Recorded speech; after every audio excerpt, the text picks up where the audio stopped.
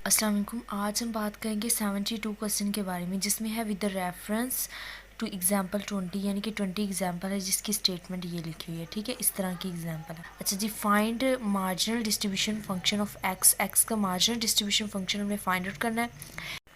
That is the function given g of X. हमें ये जी of x पे ये प्रॉबिलिटी दी हुई है कि एक्स स्मॉल एक्स ग्रेटर हो कैपिटल एक्स से, फॉर एक्स नेगेटिव इन्फिनिटी से पॉजिटिव इन्फिनिटी के दरमियान हो। ठीक होगा, यानी कि यहाँ पे 3 हमें हमारे पास पॉसिबिलिटी है एक्स की और 3 वाई की पॉसिबिलिटी है।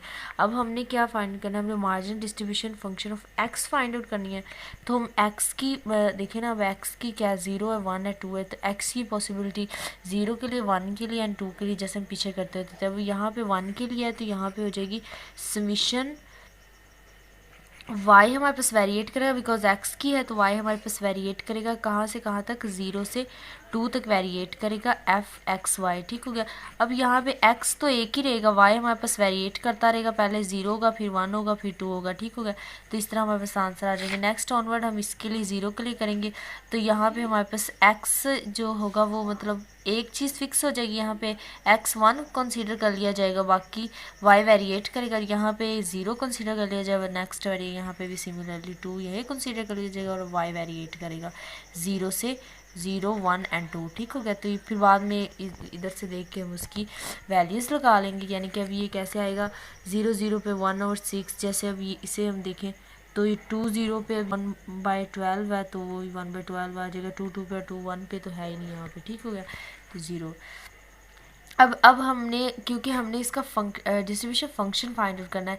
ठीक हो गया, तो अब डिस्ट्रीब्यूशन फंक्शन फाइंड आउट करने के लिए हमें फर्स्ट हमारे पास जी ऑफ जी, ये कैपिटल जी स्मॉल हमने निकाली। अब कैपिटल जी ऑफ 0 हमारे पास स्मॉल जी ऑफ 0 होगा, और वो हमारे पास ये चीज़ आई थी, ये जो हमारे पास आया है यहाँ पे हमने निकाला है अभी 5/12 0 के लिए 5/12, तो ये यहाँ पे लिख देना। अब नेक्स्ट जो होगा कैपिटल जी ऑफ 1, वो हमारे पास होगा small g of 0 plus small g of 1। ठीक हो गया, तो यहाँ पे इसे हमने एडअप की। हमने पहले भी इस तरह क्वेश्चंस किए हुए हैं 3.2 में या 3 में एक्सरसाइज में इस तरह क्वेश्चन। तो ठीक हो, डिस्ट्रीब्यूशन फंक्शन का जब फंक्शन निकालते हैं, अब इनको एडअप करके हमने ये चीज़ लगा दी। अब 2 के लिए हमारे पास ऑनवर्ड पिछली सारी टर्म्स ऐड होंगी। ठीक हो गया, तो यहाँ पे हमारे पास प्लस जी ऑफ 2 तक ऐड होंगी, तो ये चीज़ हमारे पास आ जाएगी। इन्हें ऐडअप करके हमारे पास आंसर 1। अच्छा, इन्हें लास्ट में जब इन्हें हम ऐडअप करेंगे तो आंसर 1 आएगा। ठीक है, अब यहाँ पे ये 2 से ग्रेटर के लिए ये चीज़ हो गई। अब लेस के लिए ये थी और ग्रेटर के लिए ये हो जाएगी, 0 होगी लेस के लिए, और इन दोनों के तरफ हमने देखा कि 0 और 1 के तरफ 0 इंक्लूड और 1 ना हो, तो हमारे पास आंसर आया था 5/12। ये देखें ना, हमने देखा यहाँ पे 5/12। नेक्स्ट 1 इंक्लूड हो तो 11/12 आया था 2, और ऑनवर्ड जब है तो 1 आंसर आ गया। ठीक हो गया। अब नेक्स्ट अगर हम conditional distribution function find out करने लगे हैं, उसी का जो हमें ये वाली एग्जांपल दी थी ना, इसी का कंडीशनल डिस्ट्रीब्यूशन फंक्शन। अब कंडीशनल डिस्ट्रीब्यूशन फंक्शन के लिए क्या सीन है कि अब यहाँ पे देखें ना, ऑब्वियसली हमें एक गिवन होगा, क्योंकि कंडीशन डिस्ट्रीब्यूशन कुछ इस तरह होती है वाई एफ ऑफ पे, तो ये हमारे पास फॉर्मूला होता है। अब यहाँ पे उन्होंने कहा है कि conditional distribution function of x given this one, ये वाला हमें फंक्शन दिया हुआ कंडीशन। अब यहाँ पे x की कंडीशंस लगाएंगे, x 0 हो सकता है, 1 हो सकता है, 2 हो सकता है, और ये वाला 1 फिक्स है। ठीक हो गया, y 1 फिक्स है। इसी तरह करते होते हैं हम ना कंडीशन में।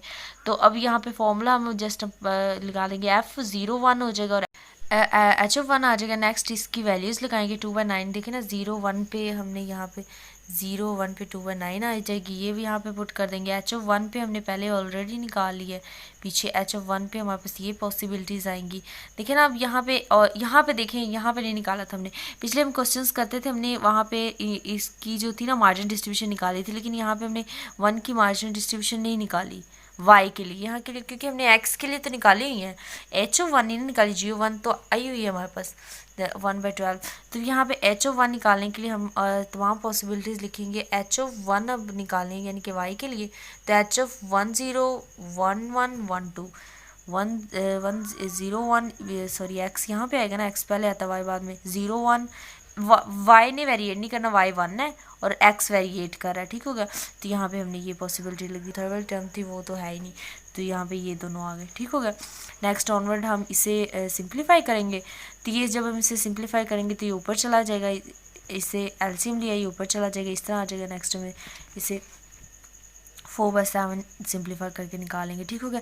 अब यहाँ पे जी 1 है। अब देखें, अब एक पॉसिबिलिटी थी x0 हो सकता है, एक पॉसिबिलिटी 1। अब h1 तो हम ऑलरेडी निकाल चुके हैं 7 यहाँ पे हमने निकाला है कि यहाँ पे जब हमने ऐड किया 7/18 आया था, ठीक हो गया। तो ये 7/18 और ये 1 पे हमने निकाला हुआ है पीछे 1 पे देखिए ना, एफ ऑफ 1 हमारे पास क्या है 1/6, तो यहाँ पे 1/6 निकाल कर इसे भी ऑनवर्ड कंप्लीट। अब यहाँ पे जो लास्ट पॉसिबिलिटी बती है ना 2 1 वाली, तो देखिए अब 2x की 2 और 1 तो यहाँ पे है नहीं, तो ये वाली हम नहीं फाइंड आउट करेंगे, ठीक हो गया।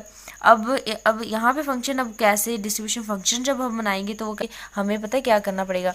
हम ना यहाँ पे पहले एफ ऑफ ज़ीरो होगा हमारे पास, हम एफ ऑफ ज़ीरो को कंसीडर कर लेंगे, यानी एफ ऑफ 0 1 इस तरह का फंक्शन है ना।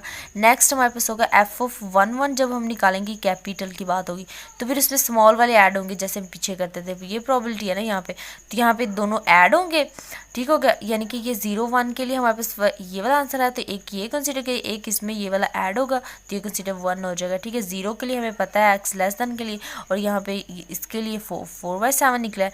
ये हमारे पास x की पॉसिबल कंडीशनल डिस्ट्रीब्यूशन फंक्शन है x का, कि यहाँ पे x वेरिएट कर रहा है, y 1 है, ठीक हो गया। तो ये वाली हमारे पास इसका डिस्ट्रीब्यूशन फंक्शन आया 0 के लिए ये, और 4/7 के लिए देखें ना 0 इन्वॉल्व था हमने, तो ये वाली चीज़ आई। अब जब 1 इन्वॉल्व था इसमें तो 1 आया उससे ऑनवर्ड, ठीक है।